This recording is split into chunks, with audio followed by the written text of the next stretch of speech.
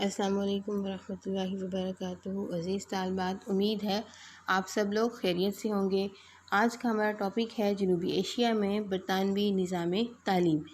یعنی کہ برصغیر پاک و ہند جنوبی ایشیا میں برطانوی نظام تعلیم۔ اس سے پہلے فرسٹ چیپٹر میں ہم نے تعلیم کا ارتقاء، مکتب، مساجد، مدارس اور جامعات کے بارے میں دیکھا، مسلمان مفکرین کے بارے میں دیکھا۔ مسلمان مفکرین میں سے ابن خلدون، امام غزالی، ابن سینا اور علامہ زرنوجی کے بارے میں دیکھا،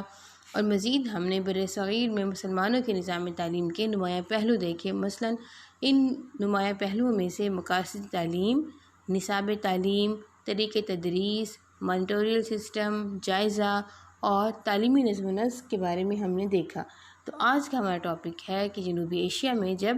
یہاں پہ برصغیر پاک و ہند میں انگریزوں کی آمد کے بعد جو ہے یہاں کی تعلیمی حالت کیا تھی، انگریزوں کی آمد سے پہلے یہاں مسلمانوں کا نظام تعلیم کو عروج حاصل تھا، کہ وہ کون سی وجوہات تھیں کہ جس کی وجہ سے انگریزوں نے یہاں پہ اپنے قدم جما لیے، اور ایک وقت ایسا آیا کہ انہوں نے یہاں پہ اپنی حکومت قائم کی، اور 100 سال تک انہوں نے یہاں پہ اپنی حکومت قائم کی کہ مسلمانوں کی آپس کی ریشہ دوانی ہو، مسلمان حکمرانوں کی انتظامی نااہلی، ان کی آپس کی خانہ جنگی، انتظامی معاملات کی طرف توجہ نہ دینا، عیش و عشرت میں مشغول رہنا، یہ وہ وجوہات ہیں کہ جس کی وجہ سے انگریزوں کو یہاں پر آنے اور یہاں پر اپنی حکومت جمانے میں جو ہے کامیابی حاصل ہوئی، کہ انگریز جو ہے یہاں پہ تجارت کی غرض سے آئے تھے، اور ایک وقت ایسا آیا کہ وہ اس ملک کے، یہاں اس خطہ کے، برصغیر پاک و ہند کے حکمران بن بیٹھے۔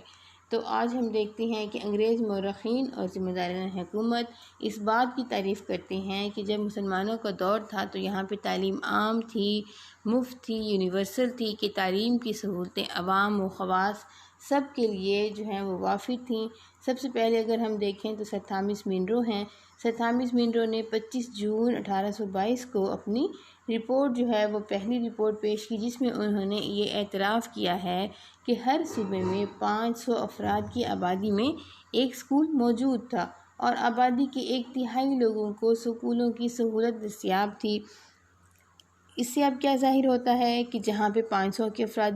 افراد کی آبادی ہوتی تھی، وہاں پہ ایک اسکول موجود ہوتا تھا، اور آبادی کے 1/3 لوگوں کو اسکولوں کی سہولت دستیاب تھی۔ تو اس سے جو ہے یہ ظاہر ہوتا ہے کہ مسلمان حکمرانوں نے اپنے دور میں تعلیم کی طرف کتنی توجہ دی، تعلیم کی طرف کیا خصوصی اقدامات کیے کہ جس کی وجہ سے تعلیم عام تھی اور مفت تھی۔ اگر ہم دوسری رپورٹ کا جائزہ لیں تو دوسری رپورٹ بمبئی میں تعلیم کی وسعت کے بارے میں آروی پرلیکر لکھتے ہیں کہ ہندوستان میں پڑھے لکھے لوگوں کا تناسب اتنا ہی ہے جتنا کہ یورپی ممالک میں ہے۔ تو اگر ہم دیکھیں تو اس لحاظ سے برصغیر دوسرے ممالک سے کسی طور پر بھی پیچھے نہیں تھا، کہ یہاں کی سیاسی، سماجی، اقتصادی اور تعلیمی ترقی کے حوالے سے اگر دیکھا جائے تو یہ یہاں پہ تعلیم بہت زیادہ عام تھی، اور اتنا ہی تناسب تھا، پڑھے لکھے لوگ یہاں پہ اتنے ہی موجود تھے جتنا کہ اس وقت یورپ کے ممالک میں موجود تھے۔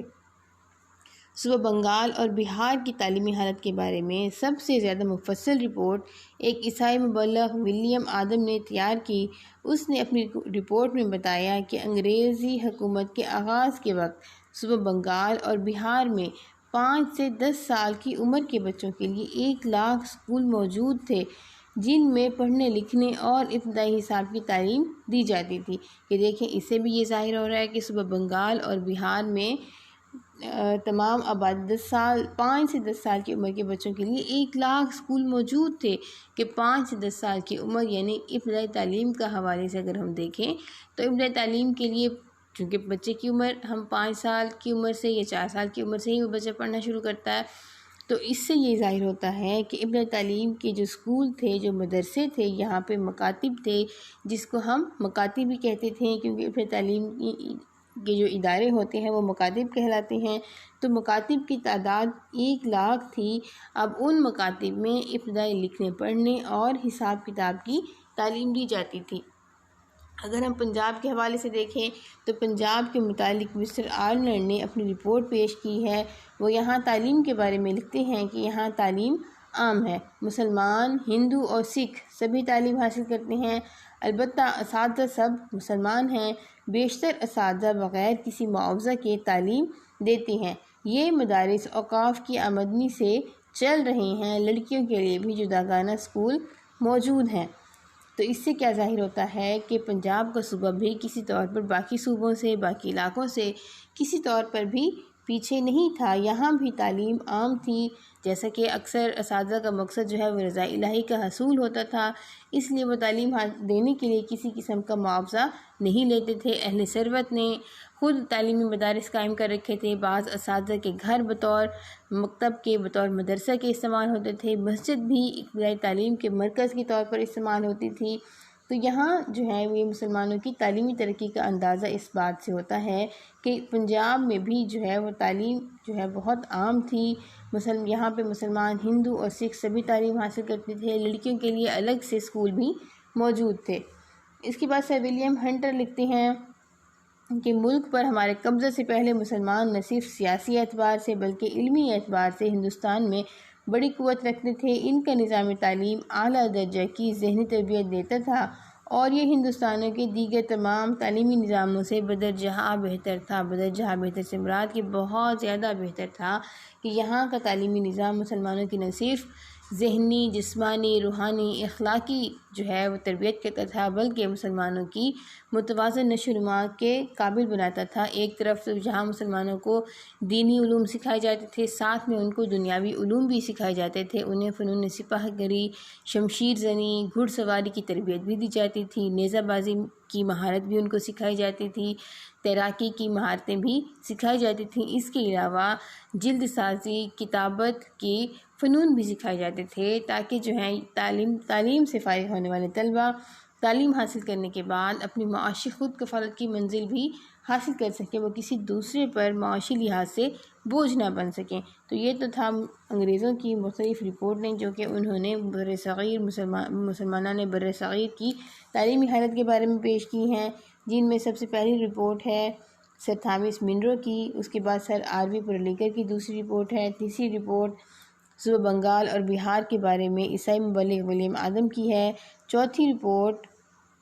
پنجاب کے بارے میں ہے جو کہ مسٹر آرنلڈ نے بھی پیش کی ہے، اور پانچویں رپورٹ سر ولیم ہنٹر نے پیش کی ہے۔ یہ تو تھی، اس سے اندازہ ہوتا ہے کہ بر صغیر میں جب انگریز یہاں پہ آئے تو وہ بھی مسلمانوں کے نظام تعلیم کے مترف تھے، کہ وہ بھی کہتے تھے کہ مسلمانوں کا جو نظام تعلیم تھا وہ اعلیٰ درجے کی ذہنی تربیت کرتا تھا، مسلمانوں کی متوازن نشو و نما کرتا تھا، کہ یہاں بھی مسلمان سیاسی، سماجی، معاشی، معاشرتی، اخلاقی لحاظ سے دنیا کے کسی ملک سے پیچھے نہ تھے۔ تو ان مختلف رپورٹوں سے ہم یہ اندازہ لگا سکتے ہیں کہ انگریزوں نے جس وقت بر صغیر پاک و ہند پر قبضہ کیا تو اس وقت مسلمانوں کا جو نظام تعلیم تھا اپنے عروج پر تھا۔ کوئی گاؤں ایسا نہ تھا کہ جہاں کوئی مدرسہ موجود نہ ہو، جہاں کوئی مکتب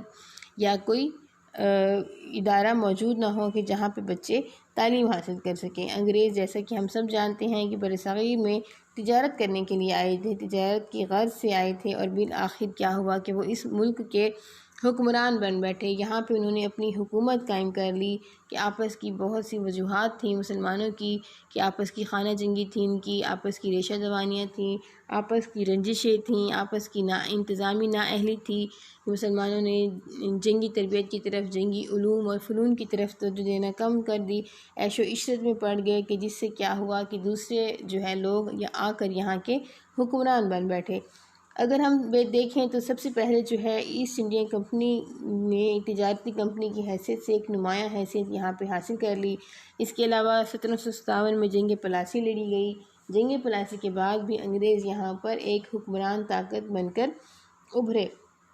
1765 میں مغل حکمران شاہ عالم نے بنگال، بہار اور اڑیسہ کا انتظام انگریزوں کے حوالے کر دیا۔ اب یہیں سے بر صغیر پاک و ہند میں انگریزوں کی سیاسی اور تعلیمی حکمت عملی کا آغاز ہوتا ہے، اور کمپنی یعنی کہ ایسٹ انڈیا کمپنی کی جو حکومت تھی وہ 1757 سے لے کے 1857 تک یہاں پہ قائم رہی۔ لیکن اس کے بعد اگر ہم دیکھیں کہ 1857 میں جب جنگ آزادی لڑی گئی، اس کے بعد جو ہے انگریز پورے ملک پر مکمل طور پر قابض ہو گئے، اور یہاں سے ہی انگریزوں کی باقاعدہ حکومت کا آغاز برصغیر میں ہوتا ہے کہ 1857 کے بعد حکومت برطانیہ نے تمام معاملات براہ راست خود سنبھال لیے تھے، اور پھر یہاں پہ برصغیر پاک و ہند میں برطانوی حکومت جو ہے وہ 1857 سے لے کے 1947 تک باقاعدہ طور پر قائم ہوا۔ یہ بھی اللہ تعالیٰ کا بہت بڑا کرم ہے، اس کا بہت بڑا فضل ہے ہم پر کہ اس نے قائد اعظم کی صورت میں ہمیں ایک بہت بڑا رہنما دیا کہ جس نے مسلمانوں کو ایک الگ وطن کے لیے تیار کیا، مسلمانوں کے لیے الگ وطن کا مطالبہ کیا کہ جس وقت جو ہے وہ پاکستان دنیا کے نقشے پر نمودار ہوا۔ 1757 سے 1947 تک کہ اگر ہم اس بات کا جائزہ لیں تو سب سے پہلی اور اہم بات یہ محسوس ہوتی ہے کہ کمپنی اور برطانوی حکومت کے ادوار میں تعلیمی نقطہ نظر سے کوئی فرق نہیں تھا، بلکہ یہ ایک تسلسل تھا۔ گویا کہ سیاسی حیثیت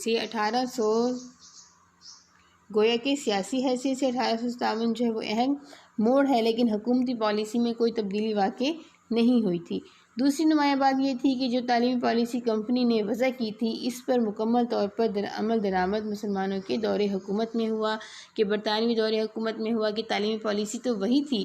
لیکن اس پر ظاہر مکمل عمل درآمد اس وقت ہوا کہ جب انگریز جو ہے یہاں برصغیر کے مالک بن بیٹھے، برصغیر میں باقاعدہ طور پر اپنی حکومت قائم کر دی، تو انہوں نے سب سے پہلے مسلمانوں کے نظام تعلیم کو ختم کیا، اس کو ختم کر دیا۔ فارسی زبان کی جو سرکاری اہمیت تھی اس کو ختم کر دیا تھا، عربی اور فارسی کو ختم کر دیا تھا، یہاں پہ ایک نئی زبان سرکاری زبان بنا دی جو کہ انگریزوں کی تھی، مسلمان اس زبان کو جانتے نہ تھے۔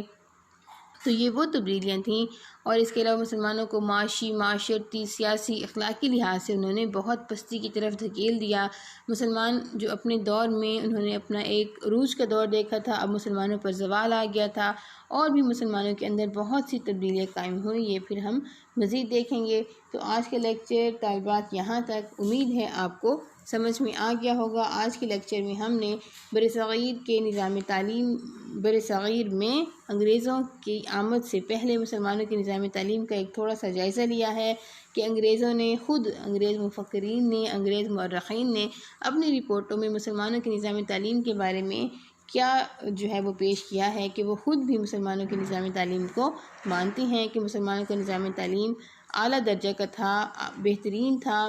کہ مسلمانوں نے اپنے دور میں تعلیم کے حوالے سے تعلیم عام تھی، مفت تھی، یونیورسل تھی، تعلیم میں جو ہے عوام و خواص کی کوئی قید نہ تھی کہ عوام بھی تعلیم حاصل کر سکتی تھی، خواص بھی تعلیم حاصل کر سکتے تھے۔ مسلمانوں کے نظام تعلیم میں قرآن پاک کو مرکزی حیثیت حاصل تھی، قرآن، حدیث، فقہ،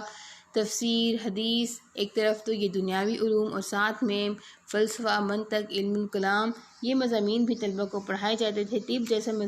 مضمون بھی طلبہ جو ہے وہ پڑھتے تھے۔ اس کے علاوہ مختلف فنون بھی ساتھ ساتھ طلبہ کو سکھائے جاتے تھے کہ جو مسلمانوں کا نظام تعلیم تھا وہ متوازن نشو و نما کرتا تھا، طلبہ کی جسمانی، ذہنی، روحانی، اخلاقی ہر لحاظ سے نشو و نما کرتا تھا۔ گویا کہ انگریز مورخین خود بھی اس بات کے معترف ہیں کہ مسلمانوں کا جو نظام تعلیم تھا